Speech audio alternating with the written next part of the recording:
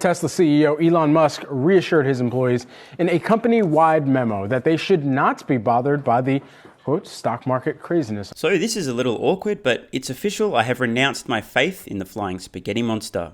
After my prayers were successfully answered day after day, week after week, month after month, all year for an epic discount on Tesla stock, out of absolutely nowhere in the last couple of days, Tesla stock has rebounded. My prayers were being answered, at least I thought. Maybe it was a coincidence. But I now have unequivocal proof that I'm a moron who believed in a mythical deity because I'm a dumbass. Therefore, I officially announce I no longer believe in the flying spaghetti monster, and I'm officially going to Pastafarian hell, whatever that is. Sadly, yesterday Tesla stock rocketed up over 8%, following another green day the day prior. And here's me thinking I'd followed the science, make a few prayers, my prayers are answered, next minute obviously flying spaghetti monster is real. I guess we live and learn. Now look, I take complete responsibility for this mistake. In fact, it may even be my fault that Tesla stock rebounded today after all. When I was speaking to Farzad yesterday, hopefully you guys have seen that chat, and if not, I know you know where to find it, so go check it out. I did make the bold claim that we may in fact be at peak fear-induced brain damage. Maybe I was right. In fact, maybe the flying spaghetti monster was never really answering my prayers and it was all just a coincidence. Maybe instead it was just a bunch of investors, mostly institutional, panicking their way out of Tesla stock that was driving it down all year rather than my prayers being answered. I'm having a bit of an existential crisis here, guys. This is hard. Next minute, I'm going to learn that the Earth's more than 6,000 years old. I don't know how to handle this. By the way, guys, we have officially cracked more than 260 exclusive videos on Patreon and continuing to count rapidly. So if you're not already a member, you really are missing out. You can join with the card in the corner or the link in the pinned comment. Today's hot take is why New Year's resolutions are for losers. Tesla CEO Elon Musk reassured his employees in a company-wide memo that they should not be bothered by the, quote, stock market craziness, unquote, according to reports. Now, this move coming from Musk as the stock heads for its worst year on record. Yahoo Finance's Pras Subramanian is here with the latest. Okay, Pras, what do we know about this memo that went around internally? So, a couple outlets had a letter. It went out last night. Musk thanking employees for another strong Q4. But in the PS section, he mentioned this: don't be bothered by stock market craziness. I believe long term that Tesla will be the most valuable company in the world, etc. Things like that. This as the company stock has tumbled, like I said, 70%. Employees who are paid on stock-based compensation aren't exactly happy about this. I wouldn't be either if that was the case. But employees also are privy to stuff like is demand softening, right? They can actually see that, so they can see that along with Musk kind of being away from the picture, being out doing Twitter land, doing what he's doing over there. So they kind of see what's happening. I think Musk finally addressed this to his employees. I mean, just in a little small PS at the bottom of a note. So after he sold more than $20 billion worth of shares. Exactly. And it is interesting to see Tesla up in the pre-market now up 7%, still reacting, I would say, still responding to positive comments by Musk there, according to that internal note. But you also have Adam Jonas out here this morning, longtime Tesla bull. He's out here slashing his price target to $250 on Tesla, which still assumes about 117% upside. But another name on Wall Street cutting these price targets into year end. And to me, Pras, I think these targets are still absolutely ridiculous. It's not just Jonas and Morgan Stanley. Here's a little bit of food for thought. I'm not going to comment on Brian because my mum told me if you don't have anything nice to say, don't say anything at all. And for the first time in my life, I'm actually going to take that advice. But I thought this tweet from Gary Black was worth sharing. The average Wall Street Tesla stock price target is now $250, which Brian claims to be absurd or ridiculous, whatever the he said, with an average return potential of 122%. Higher price target on Wall Street is Pierre Ferragu at $450 per share. By the way, shout out to Pierre, one of the few analysts who really does seem to get this company. Gary's spitting some facts here. Remember, analysts should only cut price targets if they cut their estimates, since estimates drive the price targets. And once again, I'm going to be roasting every single one of these dumb motherfuckers who don't have any estimates. Oh, Tesla stock's down, I better reduce my price target because Tesla stock's down. The Muppets are exposing themselves for all to see. The hilarious thing, however, is that I personally believe that these $250 price targets are absurdly low. Then again, since when has the Wall Street analyst consensus ever been even close to the mark? The fact that even today, the consensus price target for Tesla stock over the next 12 months is more than double where it is today from the Wall Street analysts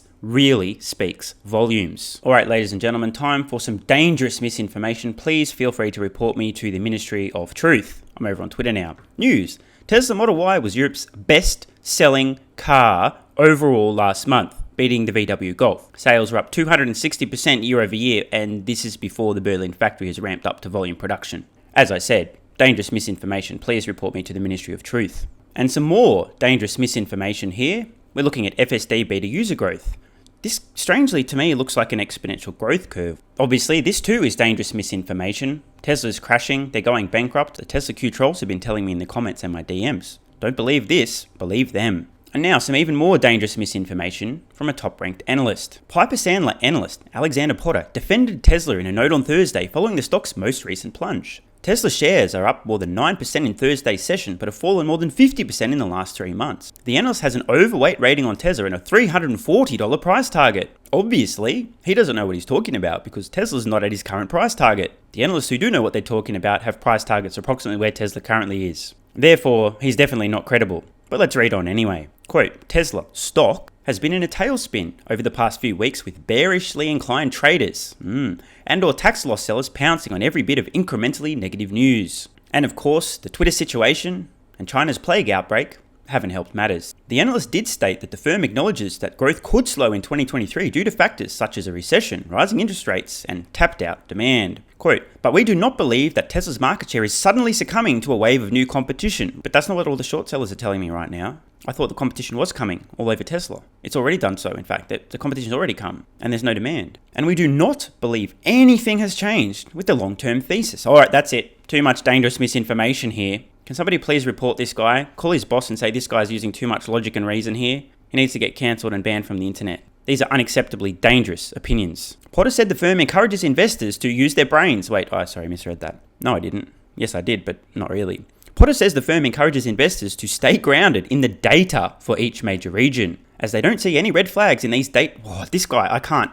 How dare he tell people, investors, to look at the data rather than just emoting and feeling?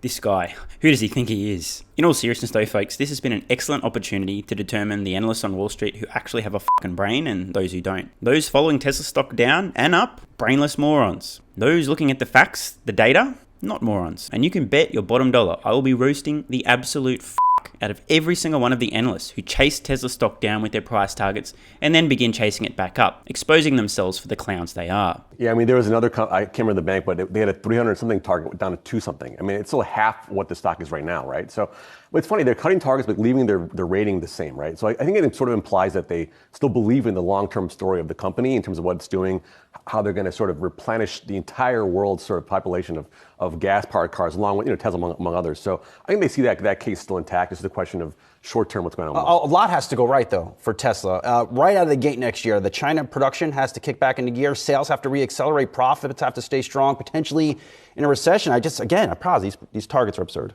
These kind of comments truly hurt my brain. There's a subset of quote-unquote investors and armchair Einsteins out there, so-called experts, who instead of looking at the numbers and the execution, they just get swept up in sentiment. As I said earlier in this video, when I was speaking to Farzad yesterday, I said, well, I believe we are really at peak fear-induced brain damage. This is the perfect example. Tesla's now cheaper, or as cheap, as Coke, Pepsi, and Chipotle. That is absurd. Yet Brian here, swept up in emotions, with no idea about the numbers. I mean, I guarantee you, this guy does not have a Tesla valuation model, but he does have a clear propensity to have his emotions cloud his judgment. Yeah, I mean, if anyone can do it, we've seen Tesla do it before. They have the ability to make a lot of cars, and they can make them actually cheaper with better margins than other manufacturers so far. But we'll see. I mean, look at VW, GM, Ford. They're going to catch up, and I think that's the real reckonings next year in 2024. How are they actually going to maintain their dominance? And that was what was interesting within some of the Edmunds data that had come out from Edmunds research, really looking at where some of that attention, or at least mind share, is gravitating towards with regard to the EV buying experience. Is there, with the number of new competitors, and not just new competitors in the automotive landscape, but in the EV space specifically, legacy automakers that are now have ramped up that production and have some of the name equity in some of their existing models that they're now electrifying? Is there a shift that we're seeing right now in the consumer mindset? I mean, we see the Fords of the world trying to go online, trying to buy cars, and they're still not there yet. Tesla, I can order a car on my app right now and get it next week. The question is service after that. How do I get the car service? They're not really good at that part, but they can sell the car. They have plenty of supply.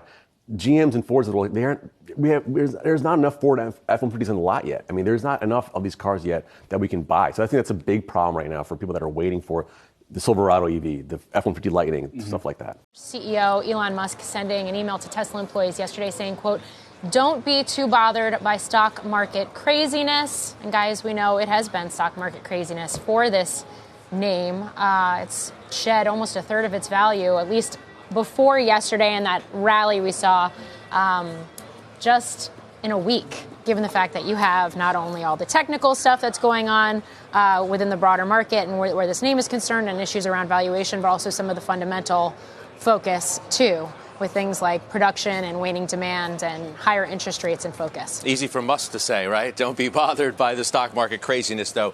He obviously has seen better days in terms of how his own holdings have fared. Certainly sold a lot.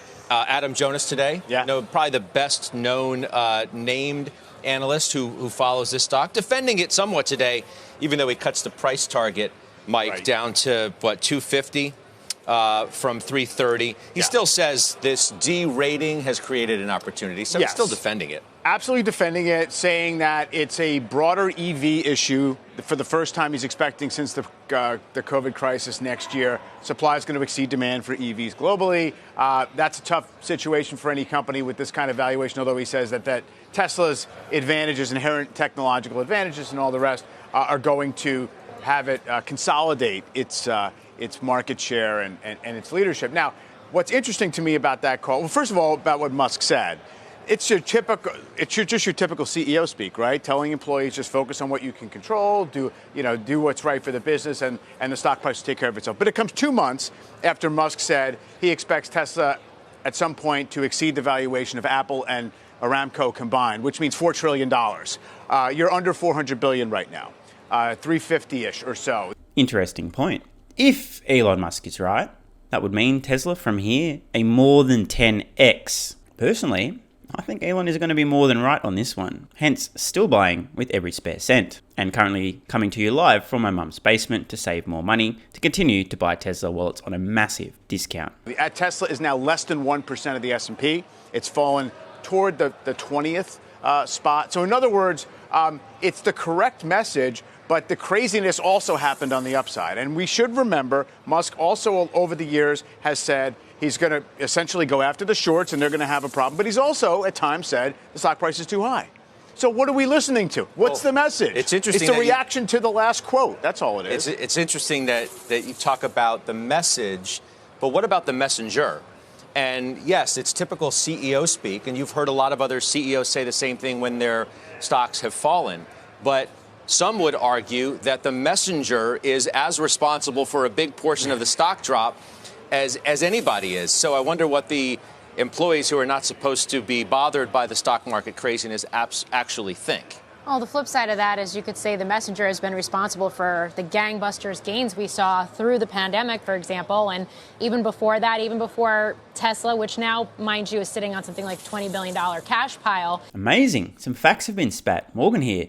Wouldn't that mean he's responsible for Tesla's incredible gains since IPO? Even before it became profitable, even when it was more speculative that so many names, particularly on the resale side, piled in because of Elon Musk. So I think it's probably one of those swords that cuts both ways.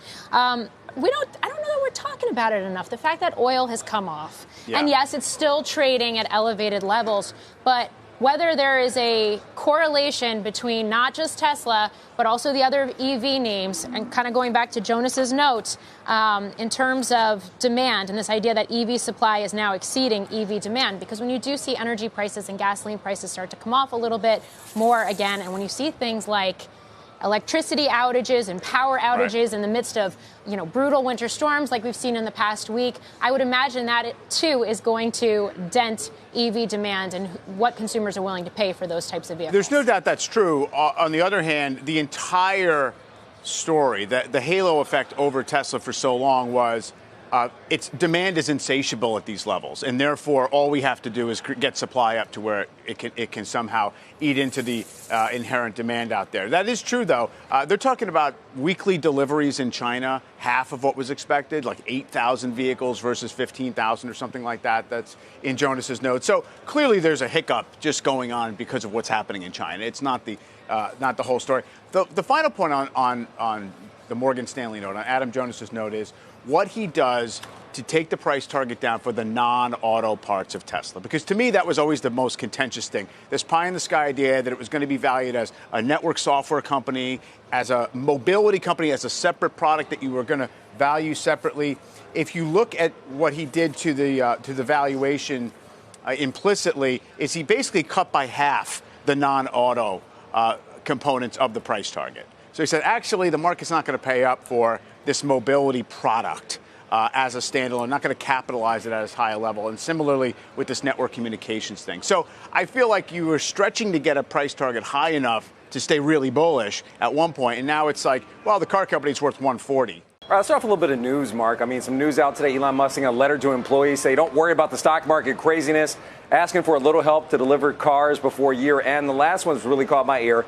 He said to demonstrate continued excellence going forward. So my question for you is it the quality of those Tesla vehicles, especially in the consumer side? Is that what's been pushing the stock higher? Well, I think, overall, there's a large retail component of Tesla stock. And you've seen literally over the last month or so, a lot of retail buyers buying into the stock.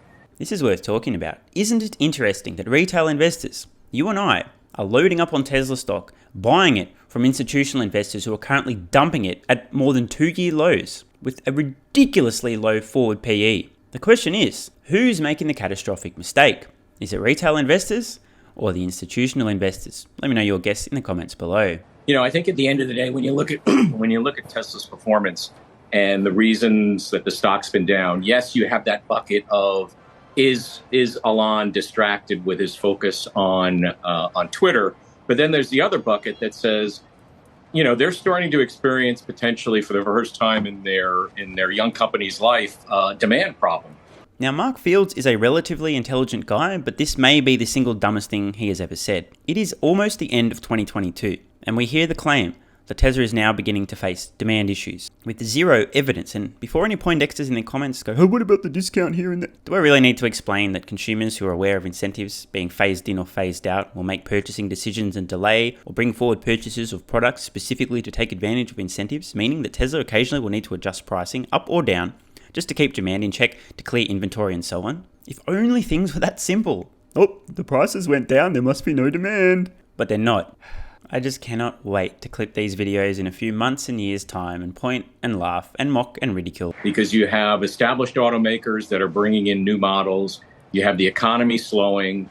Right now, you can literally get on a website and order a Tesla and have one in a few days. They've actually doubled the incentives offering to consumers to take a vehicle by the end of the year.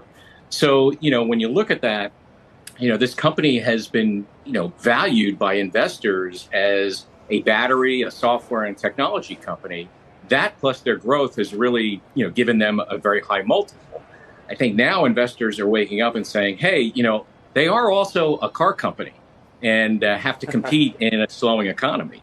All right, so you're a former Big Three CEO. I think you have a great take on this whole landscape of the area. You mentioned incentives. So coming up next year, starting in January, the Tesla Model Y and Model 3 will be eligible for tax credits from the Inflation Reduction Act. The Model Y and Model 3 are already about half of the consumer EV market. So is this a cure for all of Tesla's problems, these EV credits and also higher gas prices, which we're all expecting next year?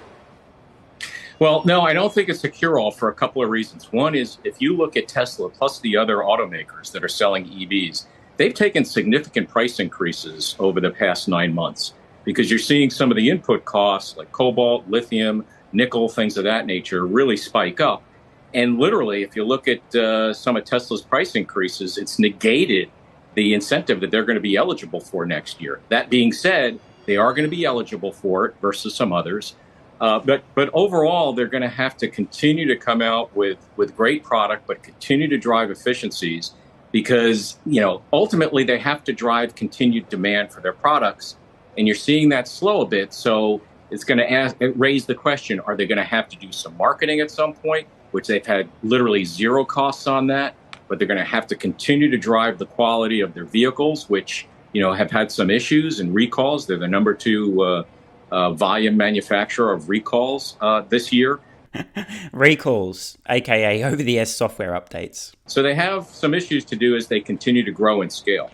Mark, I want to ask you a little bit about Tesla management and Elon Musk. There was an article out from The Verge this morning. The headline was "The Vibes Are Off at Tesla," talking about layoffs, lawsuits, delays, Twitter chaos, and of course the stock saying the stock is in free fall, though it is up pretty dramatically this morning. How concerned would you be about Elon Musk being distracted in that litany of issues? Well, Julie, when you look at running a car company, it is a 24/7 endeavor. And when you look at Elon and the other balls he has in the air, including Twitter, you got to ask yourself, when he's competing against other automakers who their CEOs are 100% focused on the business, are they getting the best out of that? I think within the organization, for their people, listen, many of them come to work at Tesla because of Elon. So that will still be there as he's in charge of the business. But he's facing some mundane problems that, all the other automakers face around. You have to right-size the business when the top line gets tough during an economic slowdown. And he's going to have to look at, retaining his best workers, because if you look at the stock performance, a lot of the execs, their compensation is in equity. And with the performance this year, a lot of those execs are probably looking at their equity compensation and saying, I'd like to close this video by once again reiterating I really, genuinely do believe that we are currently at peak fear-induced brain damage as it relates to Tesla stock. Those who, instead of looking at numbers, invest with their emotions are currently being exposed one after another. Fake analysts are outing themselves one after another, chasing Tesla stock down with their price targets without any real actual justification, just because Tesla went lower, therefore my price target needs to be lower. And these same morons will be chasing it on the way back up relatively soon, in my opinion. Of course, I could be wrong, but when I'm not, I'm going to be here to remind you. And just finally, a recommendation to everyone watching. Now's the time to be setting your 2023 goals. And your number one goal for 2023, of course, should be join Patreon with the card in the corner or the link in the pinned comment. I'll see you over there. Love ya.